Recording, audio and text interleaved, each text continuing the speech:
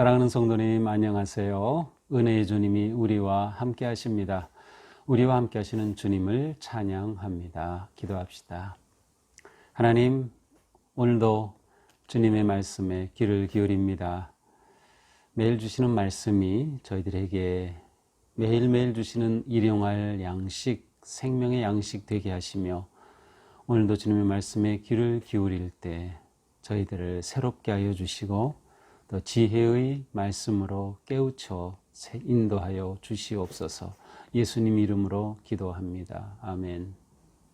네, 오늘 말씀은 잠언 13장 14절부터 25절입니다. 제가 읽겠습니다. 잠언 13장 14절에서 25절.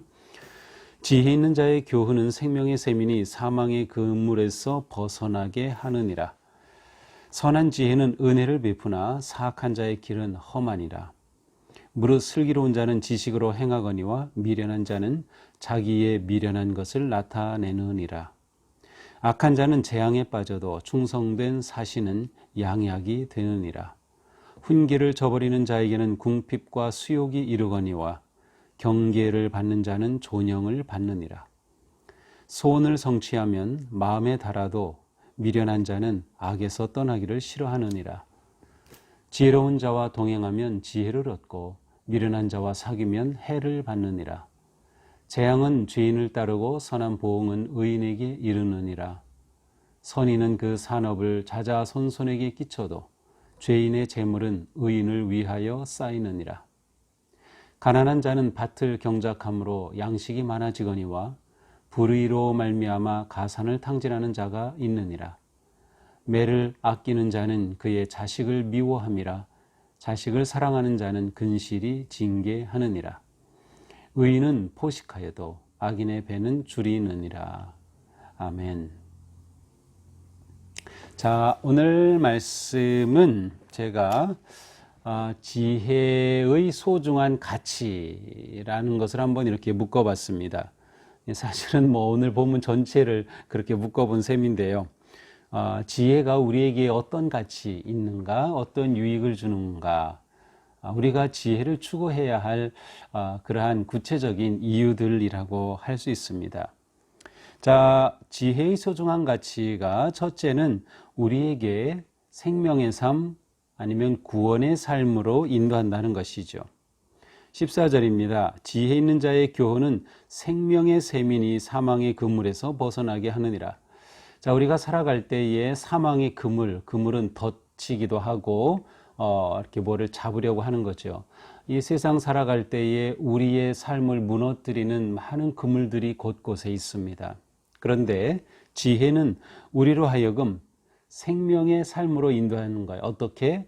그러한 그물들을 벗어나게 해주는 거죠. 그것을 벗어나게 해주는 것이 지혜인 것이죠. 그래서 지혜는 우리로 하여금 생명의 삶을 누리게 하는 가치가 있습니다. 또한 지혜는 우리에게 은혜를 누리게 합니다. 15절입니다. 선한 지혜는 은혜를 베푸나. 지혜가 우리에게 은혜를 베풀어 준다는 거예요. 지혜로부터 은혜가 온다는 것이에요. 사악한 자의 길은 험하니라. 자, 은혜는 우리의 길을 평탄한 길로 인도합니다. 물론 험한 길을 만날 때도 있지만 그때 안전하게 인도해 주죠. 지혜가 우리를 은혜의 삶으로 이끌고 은혜의 삶을 누리게 해준다는 겁니다. 그러니까 우리가 믿음으로 살아갈 때 이러한 삶을 보통 우리는 은혜의 삶이라고 하죠. 그렇다는 것은 하나님의 말씀이 또 하나님의 지혜가 우리를 그렇게 인도해 주시는 삶을 사는 것이라고 말할 수 있겠습니다. 자, 지혜의 또 다른 가치는 무엇일까요? 그것은 삶에 일용할 좋은 그러한 지식을 줍니다. 16절입니다. 무릇 슬기로운 자는 지식으로 행하거니와 미련한 자는 자기 미련한 것을 나타내느니라. 자, 우리가 무엇인가 할 때, 우리가 살아갈 때에 지식이 있다는 것은 매우 중요합니다. 우리가 무엇을 하든지, 우리가 직장에서 일하든, 가정에서 살림을 하든, 또 교회에서 사역을 하든, 그것에 대한 지식이 있다고 하면 정확하게, 바르게 효과 있는, 열매 있는 일을 할 수 있을 겁니다. 바로 그렇게 이끌어주는 지식을 지혜가 제공해 주는 거예요. 만약 이러한 지식이 없다면 그것은 미련한 사람이 되는 것이고 결국 미련한 인생을 살게 되는 것이죠. 자, 또한 지혜의 소중한 가치는 무엇일까요? 그것은 바로 훈계를 즐거이 받게 합니다. 18절입니다. 훈계를 저버리는 자에게는 궁핍과 수욕이 이르거니와 경계를 받는 자는 존영을 받느니라. 그렇습니다. 지혜로운 자는 훈계를 달게 받아요. 지혜로운 자는 경계와 교훈을 잘 받아들입니다. 그래서 그 지식이 더 쌓이고 더 지혜로운 삶을 살게 되는 것이죠. 그러나 교만한 자는 이러한 것들을 다 거절합니다. 자기가 잘났다고 생각하고 자기가 충분히 바르게 살 지혜가 있다고 과신하기 때문이죠. 그러나 진정으로 지혜로운 자는 겸손하게 훈계를 잘 즐거이 받습니다. 지혜의 가치는 또 무엇일까요? 지혜로운 자는 맡은 일을 잘 이룹니다. 성취한다. 17절 악한 사자는 재앙에 빠져도 충성된 사신은 양약이 드느니라. 자, 충성된 사신, 지혜로운 사신은 양약이 된다. 좋은 결과를 가져온다는 것입니다. 지혜가 우리에게 충성된 사신과 같은 그러한 역할을 하는 것이죠. 특별히 잠언에서는 지혜를 인격적으로 이렇게 인격화해서 부르고 또 많이 표현을 하는데 바로 지혜가 우리를 그렇게 이끌어주고 인도하는 것입니다. 자, 지혜의 또 다른 가치는 소원을 성취하는 것입니다. 19절 소원을 성취하면 마음에 달아도 미련한 자는 악에서 떠나기를 싫어하느니라. 자, 우리가 소원을 이룬다면 얼마나 좋을까요? 특별히 자녀들에 대한 우리의 소원이 있죠. 우리 자녀가 이렇게 되기를, 이러한 존재가 되기를, 또 자녀가 이러한 것을 위해서 지금 애쓰고 있는데 그것이 잘 이루어지기를 우리는 많은 것들을 소원하고 있어요. 우리의 삶에 대해서도, 우리의 신앙에 대해서도, 우리 교회와 사역에 대해서도 우리는 많은 것들을 소원하고 있죠. 기대하고 희망하고 바라고 있는 것들이 있어요. 자, 그런데 지혜가 우리를 그 소원의 성취길로 인도해 줍니다. 왜냐하면 지혜는 그 모든 일에 있어서 정확한 지식을 제공하고 그것에 대해서 어떻게 해야 할지를 구체적으로 깨닫게 해주기 때문입니다. 결국 이렇게 우리가 지혜를 성취한다면 우리의 삶은 말할 수 없는 기쁨이 넘쳐날 겁니다. 오늘 표현에서는 마음이 달다는 표현을 쓰는데 정말 마음이 달게 사는 삶인 거죠. 마음이 단 그러한 인생을 산다는 것은 얼마나 기쁘고 복된 일일까요? 지혜가 우리를 그렇게 인도해 준다는 것입니다. 자, 20절 지혜로운 자와 동행하면 지혜를 얻고 미련한 자와 사귀면 해를 받느니라. 자, 그러므로 이 지혜가 이렇게 놀라운 가치들이 많이 있어요. 근데 우리가 어떻게 지혜를 얻을 수 있을까? 그 한 방법이 지혜로운 자와 동행하는 겁니다. 지혜로운 자와 사귀는 겁니다. 지혜로운 자와 함께하면 내가 지혜로워져요. 그러나 어리석은 자와 함께하면 내가 어리석어집니다. 영향을 주고받기 때문이죠. 사귀는 사람, 함께하는 사람과 가까이 하는 사람과 서로 영향을 주고받는 것이에요. 그래서 우리는 지혜로운 사람과 함께하면, 지혜로운 사람과 사귀면 우리는 지혜로울 수 있어요. 믿음이 깊은 사람과 사귀면 우리는 믿음이 깊어지게 돼요. 경건한 사람과 사귀면 우리는 경건한 삶으로 성장하게 되죠. 우리에게는 이러한 지혜로운 사람이 필요합니다. 자, 그러나 제가 지난 주일에 설교했듯이 우리에게 지혜를 주는 또 지혜로운 자와 함께하는 또 하나의 방법이 책입니다. 책은 우리에게 많은 지혜를 줍니다. 그 사람이 경험하고 깊이 생각하고 깨달은 것들이 책으로 기록되어 있기 때문에 그 저자의 지혜를 내가 함께 누릴 수 있는 거죠. 그래서 책은 우리에게 너무도 좋은 그러한 역할을 하는 겁니다. 지식과 지혜를 주는 그러한 은혜의 도구가 될 수 있어요. 그래서 지혜로운 자와 같이 하는 삶 얼마나 중요한지 모릅니다. 자, 그렇게 지혜로운 삶을 살 때에 그 사람은 의로운 길을 걷게 되고 잠언은 계속해서 의인과 악인, 교만한 자와 겸손한 자, 이와 같이 대조적인 개념으로 설명을 합니다. 지혜롭다는 것은 의롭다는 뜻을 포함하기도 하죠. 따라서 이렇게 의로운 삶은 좋은 삶을 살게 됩니다. 21절에 보니까 선한 보응이 있다. 근데 선한 것, 좋은 것이 넘치는 삶을 살게 된다고 하는 것이죠.